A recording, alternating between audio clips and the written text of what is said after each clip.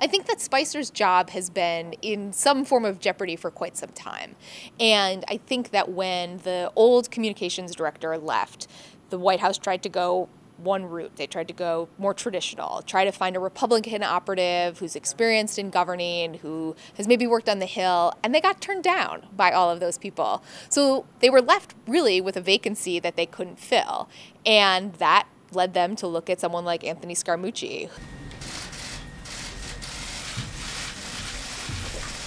Minute standing ovation at the end in a display of their patriotism and their enthusiasm for his presidency. And sit in the Oval Office unnecessarily. Thank you. And what the president liked about him when they started talking about him with aides is that he defends the president well on television. That is a huge advantage that he brings into this because the president views his success through the headlines. And Spicer, as talented as he is in some aspects of his job, was not a strong television presence. He, became a caricature on Saturday Night Live. He stumbled over his words. He would misspeak.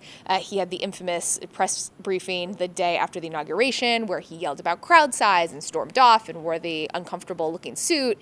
And so Scaramucci is really someone that appeals to Trump's desire to have a polished face who's going to fight for him on TV every day. So, for me, I've never been a journalist, but I have played a journalist on television. I used to host Wall Street Week for Fox Business. I think it was an immediate change in tone and in style from what we've seen with Spicer.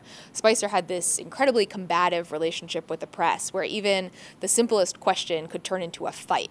And Scaramucci is known to a lot of reporters in the briefing room. He was engaging with them, calling them by name. He was taking time to try to actually give answers to the questions, saying he was going to stay to answer every question he could. It was just a much more polished presentation, and this is something that will appeal to the president. This is going to be his greatest strength in this job.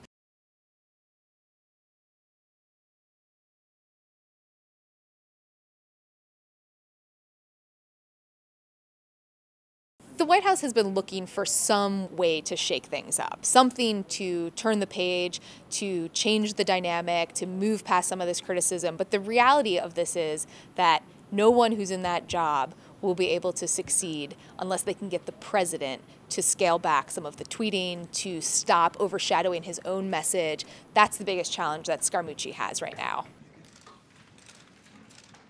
You ever seen anything like this before?